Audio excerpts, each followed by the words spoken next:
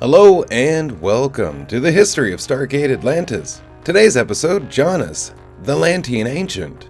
And here we go. Janus was a Lantean Ancient who lived on Atlantis in the Pegasus Galaxy 10,000 years ago. He was among the few surviving Lanteans who returned to Earth after the war with the Wraith. He was among one of the few surviving Lanteans who returned to Earth after the war with the Wraith, which he was responsible for creating. Janus was one of the most well-known and brilliant Lantean scientists, and his inventions were never orthodox advancements. He took great pride in creating out-of-the-ordinary technological marvels, most of which were either banned or frowned upon by the Lantean Council. He installed a time machine in one of the many puddle jumpers in Atlantis, and hid many of his controversial inventions and research in his secret laboratory. He also designed a personal cloaking device and made use of the long-range communication devices and long-range communication stones. He was also one of the ancients responsible for creating the Wraith and for bringing the giant Squid to the frozen planet. When Major John Shepard and Dr. Zat'nikatel were killed when a Wraith dart destroyed the time jumper and crashed into the Lantean Ocean, Janus was able to save Dr. Elizabeth Weir and became her advocate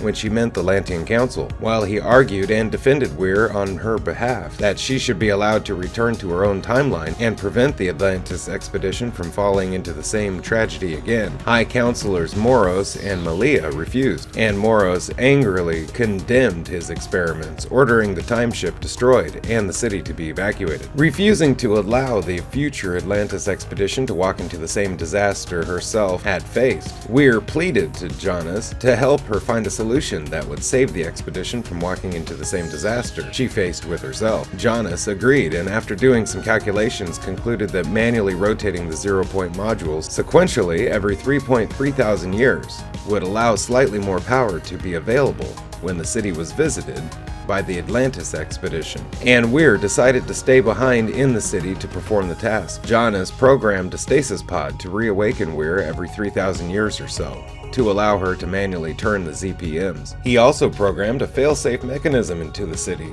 should the power drop to such a critical level that the shield would fail, so that the clamps keeping the city at the bottom of the sea would release, and the city would rise to the surface. Lastly, he blocked all gate addresses except for Earth, so that no one except someone from Earth could dial Atlantis. As Weir decided to stay behind, Janus himself decided to escape with the rest of the Lanteans with the crystals of his work, which are still not found on Earth, with the hope that his efforts to save Atlantis for the future Atlantis expedition would succeed, and was the last Lantean to leave Atlantis. Sometime after arriving on Earth, he rebuilt his time ship, which would later be used to destroy a Goa'uld mothership and eventually retrieve a zero-point module from Ra, which was later used to shield and save Atlantis from a Wraith attack. 2008, while researching through Janus's lab, McKay found the plans for a personal cloaking device. However, he tells Dr. Jennifer Keller that he doesn't think Janus ever got around to actually making it. Despite this, after months of work in Janus's secret lab, the expedition recovers tons of ancient technology that they still haven't finished cataloging months later. 2009,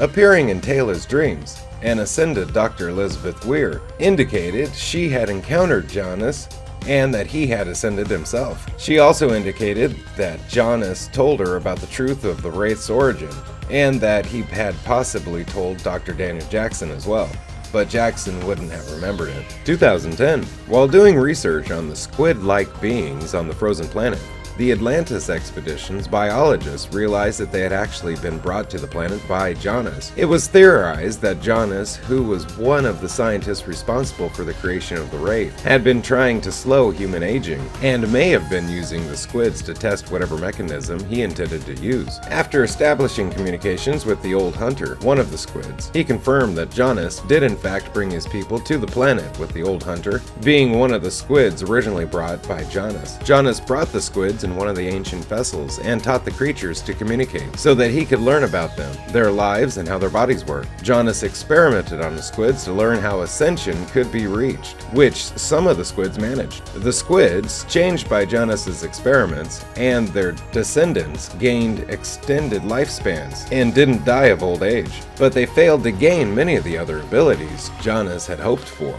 and Janus abandoned his experiments upon the squids and changed to experimenting upon the humans humans instead, leading to the creation of the Wraith. Janus claimed that transporting the creatures back to their homeworld would be difficult, and promised to return for them in time. But he never came back. The Squid seek out the expedition's help to fulfill Janus's promise, and are able to provide the Stargate address of their homeworld. Thank you for watching the history of Stargate Atlantis. Special thanks to the Stargate Wiki for all information you heard today, and very special thanks to Royalty Free Tube for this fantastic background. Have a great day. Bye-bye.